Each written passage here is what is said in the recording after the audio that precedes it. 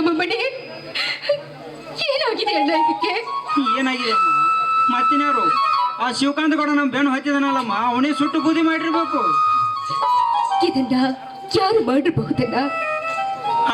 ಮತ್ತಿನ್ಯಾರಮ್ಮ? ಆ ಶಿವಕಾಂತನೇ ನಮ್ಮ ಬೆನ್ನು ಹತ್ತಿ ನಮ್ಮ ಜೀವನವನ್ನೇ ಸರ್ವನಾಶ ಮಾಡುತ್ತಿದ್ದನಲ್ಲ ಶಿವಕಾಂತ ಗೌಡ.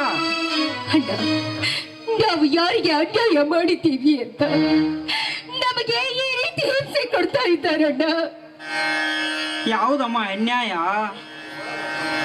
ಬಡವ ಎಂಬ ಈ ಬಡತನವನ್ನು ಶೃಂಗಾರ ಮಾಡಿಕೊಂಡು ಗುಡಿಸಲಲ್ಲಿ ನಾವು ಗಂಜಿ ಕುಡಿದು ಬದುಕುವ ಬಡವಿರಮ್ಮ ಎಲ್ಲಿದೆ ಅಮ್ಮ ಅನ್ಯಾಯ?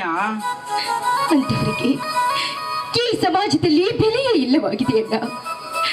ತಿನ್ನಂತ ಧರ್ಮವಂತನ ಕಣ್ಣೀರು ಈ ಭೂಮಿಗೆ ಬಿದ್ದು ಹೊಳೆಯಾಗಿ ಹರಿದ್ರೆ ಆ ದೇವರಿಗೆ ಕಣ್ಣಿಲ್ಲ ಅಣ್ಣ, ಕಣ್ಣಿಲ್ಲ.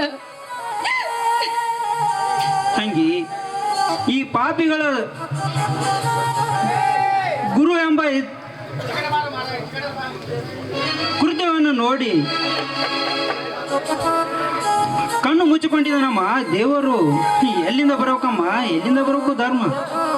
ಅಣ್ಣ, ನನಗೆ ಹೊಟ್ಟೆ ಹಸಿವಾಗ್ತಾ ಇದೆ ಅಣ್ಣ. ತಂಗಿ, ನನ್ನನ್ನು ಕ್ಷಮಿಸಿಬಿಡಮ್ಮ.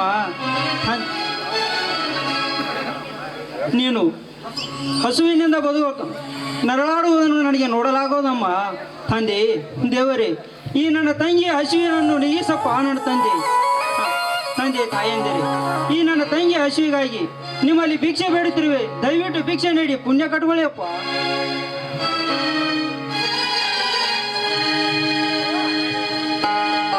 ಅಯ್ಯ ಅಮ್ಮಯ್ಯ ಧರ್ಮಾನಿ ತಾಯಿ ತಂದೆ